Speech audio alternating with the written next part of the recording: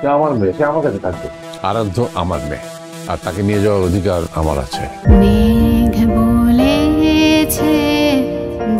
এই যে তুমি আমাকে নিয়ে দুশ্চিন্তা করো সব সময়, এটা কিন্তু হচ্ছে না।